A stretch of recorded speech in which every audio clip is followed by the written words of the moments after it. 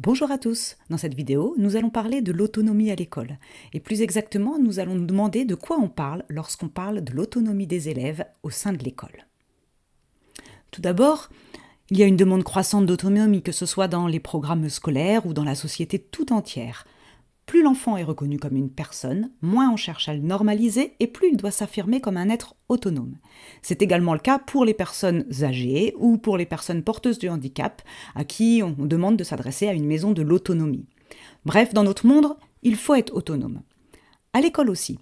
Depuis 1977, on parle d'autonomie et dans les programmes depuis 1995, la place de ces occurrences s'est beaucoup renforcée. De 4 à 1995, on passe à 39 en 2020. Pierre Perrier, qui est sociologue de l'éducation, nous montre qu'à l'école, cette demande correspond à deux visions.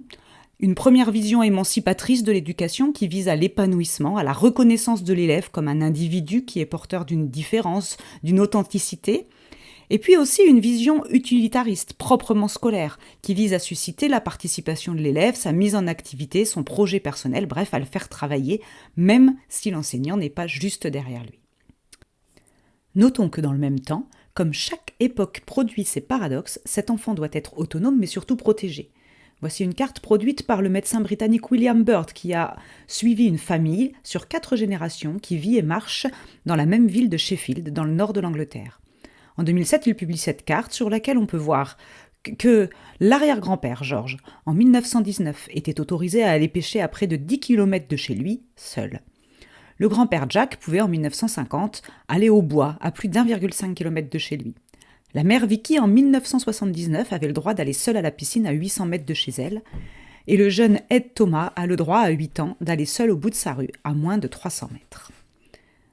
L'autonomie s'accompagne d'une demande de sécurité croissante. Et à l'école. À l'école, on peut distinguer différentes formes d'autonomie, et nous allons suivre les analyses de Philippe Fauré sur ce thème. Il nous propose 3 formes d'autonomie. La première, c'est l'autonomie fonctionnelle. Il s'agit d'agir par soi-même. Il s'agit donc de la capacité à agencer des moyens, à mettre en œuvre des savoirs et des savoir-faire et à tenir compte des contraintes. Cette autonomie, c'est la première à laquelle on pense.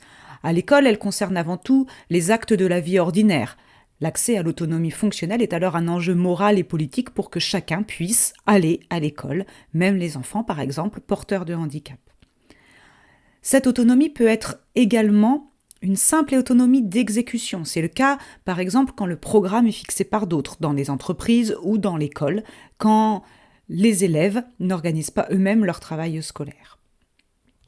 À l'école, on va retrouver par exemple ce genre d'affichage qui permet à l'élève de savoir dès le matin ce qu'il peut faire, ou on va trouver du matériel mis à disposition pour que l'élève puisse aller chercher ce dont il a besoin pour travailler. Une deuxième forme d'autonomie consiste en autonomie morale. Il s'agit de choisir par soi-même. Il s'agit pour l'individu de faire des choix de vie selon certaines priorités relatives à ce qui nous semble bon ou désirable, et y compris dans nos relations avec les autres. Il y a donc une dimension politique dans cette autonomie, une autonomie aussi juridique ou civique. On prend ses responsabilités, on choisit, et on choisit aussi comment est-ce qu'on va se comporter avec les autres. Certaines pédagogies des choix, pédagogie active, le mettent en avant dans la classe. Les élèves sont amenés à faire des choix sur les petites choses parce que c'est considéré comme un entraînement en vue de choix ultérieurs sur des choses plus grandes, notamment des choix civiques, par exemple établir ensemble les lois de la classe ou établir ensemble comment faire quand on ne se sent pas bien avec un copain ou quand on s'est fâché avec un copain. Enfin, la troisième forme d'autonomie est l'autonomie cognitive. Il s'agit cette fois-ci de la capacité de diriger ses pensées, de développer une compréhension personnelle de la vie humaine, du monde.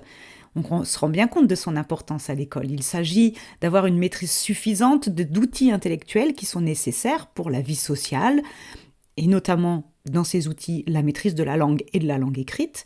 Et puis, on va avoir un facteur d'autonomie car on va pouvoir comprendre ce qui nous entoure par nos connaissances, par nos compétences. Et à l'école, il s'agit aussi de savoir ce qu'on va apprendre. On est dans l'autonomie intellectuelle de l'élève, celle qui lui permet de dire « voilà ce que je vais apprendre et voilà par où je vais passer ». Pour compléter cette analyse de Philippe Fauré, nous vous proposons l'analyse d'Héloïse Durler sur les différentes formes d'engagement. Héloïse Durler dit que les enfants qui sont autonomes dans la classe vont devoir s'engager dans 4 formes différentes. Le premier, c'est un engagement intellectuel. Il va falloir qu'il soit autonome dans le contrôle des processus d'apprentissage. On rejoint un petit peu l'autonomie cognitive dont on vient de parler. Héloïse Durler dit « Les apprentissages devraient se faire parce qu'ils répondent à un besoin intellectuel, l'élève apprend parce qu'il se pose des questions, et se réaliser sous une forme réflexive, en y mettant du sens, et non mécanique ou routinière, par cœur, par la répétition comme un perroquet. » L'élève doit aussi s'engager de manière instrumentale, il doit être responsabilisé dans l'organisation de ses activités.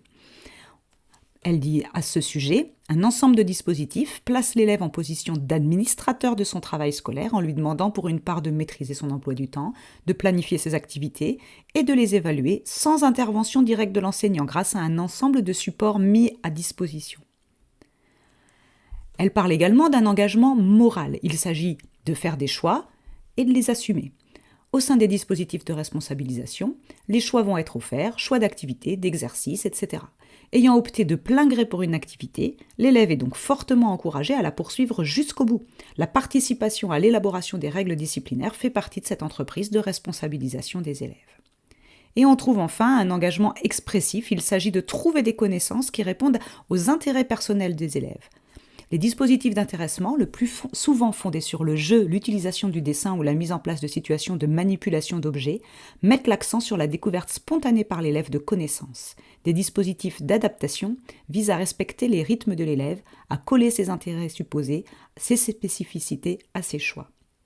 Voyons que, à travers ces 4 formes d'engagement et des 3 formes d'autonomie que nous avons vues dans la diapositive précédente, nous nous rendons compte que nous avons beaucoup d'attentes lorsque l'on parle d'autonomie à l'école, beaucoup d'attentes vis-à-vis de nos élèves. Et ces formes d'autonomie s'accompagnent parce que les élèves n'arrivent pas tous autonomes à l'école. Des recherches montrent différents effets différenciateurs des attentes de l'autonomie de l'élève à l'école. Les élèves arrivent avec un guidage parental socialement marqué. Les recherches sur ce sujet montrent que cette visée d'autonomie précoce se manifeste davantage dans les catégories les plus diplômées, où elle représente un véritable idéal. D'autre part, une expérience de Frédéric Cuisinier, par exemple, qui montre des interactions mère-enfant dans des situations de jeu, montre que les registres comportementaux des mères diffèrent en fonction de leur type de structuration éducative, principalement en termes de contrôle. Les parents les plus défavorisés sont plus centrés sur le résultat, l'objectif étant de réussir, d'en finir au plus vite. A l'inverse, quand le niveau social s'élève, c'est la compréhension que les mères tendent à valoriser. Elles sont surtout occupées par l'amélioration du fonctionnement cognitif. Elles incitent leur enfant à être plus actif. Si on ne prend pas en compte ces différences, l'école les renforce. L'autonomie est également un concept chargé affectivement. C'est-à-dire que certains enfants sont plus dépendants affectivement d'un adulte, ils ont du mal à s'en éloigner, ils ont du mal à ne pas être à proximité d'un adulte et à rester en sécurité affective. Dans le même ordre d'idée, leur relation à l'erreur et leur confiance en eux sont des facteurs importants de l'autonomie. Si je n'ai pas confiance en moi et si la moindre erreur est quelque chose vécu comme un drame, je vais avoir du mal à être autonome dans le sein d'une classe. On a aussi un malentendu sur les contenus scolaires, c'est-à-dire que certains élèves, notamment ceux qui sont d'origine sociale défavorisée, se centrent plus sur la tâche, sur ce qu'il faut faire, aux dépens du sens de l'activité, ce qu'il faut apprendre. Et donc ils peuvent imiter mécaniquement ce que les voisins font, ce qui empêche la réelle autonomie cognitive à l'école. Enfin, il y a aussi à l'école la nécessité d'accompagner la mise en place d'un autocontrôle, c'est-à-dire qu'il est nécessaire pour les élèves qu'ils apprennent à contrôler au fur et à mesure leur travail. Et si l'enseignant est toujours là pour certains enfants en difficulté pour surétayer leur travail, petit à petit, on empêche leur autonomie. Alors que les élèves qui peuvent contrôler leur fonctionnement cognitif sont déjà plus autonomes et on va renforcer leur autonomie. Ainsi, cette analyse est intéressante, car elle nous permet, en tant qu'enseignants, d'aller au-delà du constat que cet élève est autonome ou qu'il ne l'est pas, mais de se demander dans quel sens on va pouvoir aller pour accompagner cette autonomie et pour rendre cet élève plus autonome. En effet, il est nécessaire de prendre en charge l'enseignement de l'autonomie à l'école afin que les élèves puissent l'acquérir. C'est ce que nous dit encore Forêt. Le lien entre autonomie et socialisation indique que l'autonomie n'est ni un don, ni le résultat d'un développement naturel, mais suppose une interaction avec l'environnement et les expériences qu'il permet, l'intégration de normes sociales, l'acquisition de connaissances scolaires, bref, des ressources qui ne sont pas données d'emblée et sont fournies entre autres par l'éducation dispensée dans les familles, les écoles et les lieux associatifs. C'est pourquoi l'école doit aider l'élève en ayant un discours réflexif sur ses apprentissages d'autonomie. Par exemple, en lui proposant des différents échelons pour lui montrer comment il va passer de juste savoir dire ce qu'il a fait à savoir faire le lien entre ce qu'il a appris, ce qu'il apprend et ce qu'il doit faire, pour que l'élève puisse se situer. Pour qu'il puisse se situer, par exemple, aussi dans l'apprentissage d'utiliser les outils de la classe. Comment est-ce qu'il va faire pour passer de juste regarder les affichages qui sont prêts pour lui, à pouvoir dire de quel outil il a besoin, à quel moment et pourquoi il a besoin de cet outil-là. Voilà différentes choses pour lesquelles on peut accompagner l'élève dans la classe en lui fournissant des repères de progressivité qui sont importants et qui lui enseignent à être autonome sans se servir uniquement de cette autonomie supposée acquise pour les différents apprentissages scolaires.